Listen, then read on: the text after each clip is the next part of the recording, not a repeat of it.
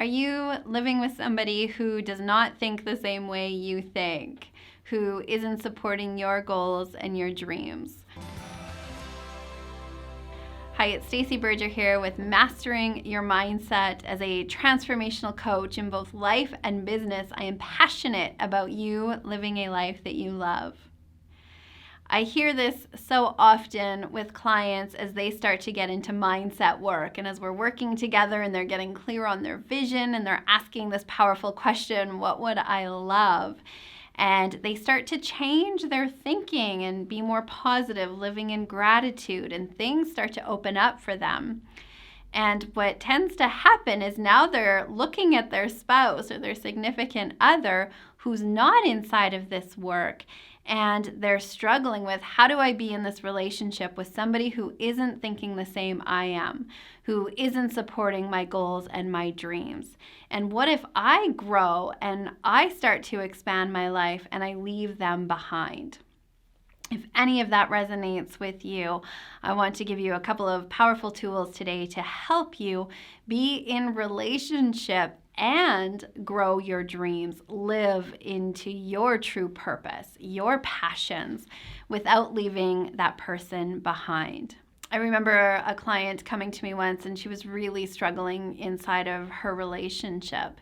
And as we started to work on her vision and what it is that she would love, I asked her, how would the woman in your vision show up today? If you were in that relationship of your dreams, how would you feel today? How would you be showing up? And her husband in that moment happened to be mowing the lawn, and she was looking at him outside of her window, and she said, well, I'd probably be giving gratitude that he was doing that right now, instead of being resentful and bitter and upset about these other things. I'd probably be looking out the window right now and have gratitude. And she started to shift her mindset, where she started to look for what was going right in the relationship, what she appreciated about her spouse, the things that he did support her with. In a very short period of time, that relationship started to change. It started to grow and deepen, and their connection was so much stronger.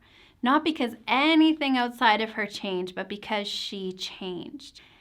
It's so easy to look for what's not going right, where we're not being supported, and to forget how much we care about our partner. To look for what's going right is the first principle in really living with somebody who it feels like they don't support your dreams and your goals right now. Accentuating the positive. What can you be grateful for in that relationship? Where do they support you? Where have they supported you in the past? Start putting your attention on what's going right. And when we put our attention on what's going right, we start to create more of that right.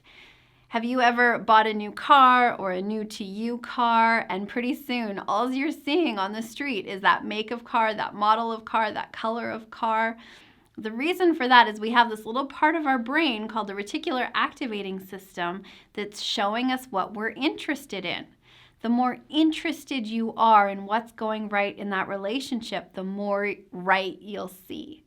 So what can you be grateful for in the relationship? What are the positive points of that relationship? Start putting your attention there. Secondly, the best thing we can do to support the people around us is to be our best selves. So when a client comes to me and says, I'm afraid I'm going to grow and leave this person behind, you want to ask yourself, are you really prepared to sacrifice your passion, your goals for other people? Or by living your best self, by living into your dreams and your possibilities, what if the people around you actually rose up to meet that? The best thing you can do for anybody around you is to live your best life. Pursue your dreams. Work on your mindset, learning to live in gratitude. And many times what happens is when we do our own work, the people around us start rising to meet us there. They're looking at how happy you are, the great things that are happening for you, and they say, I want what you're having. And they start to get curious. We can't change anybody.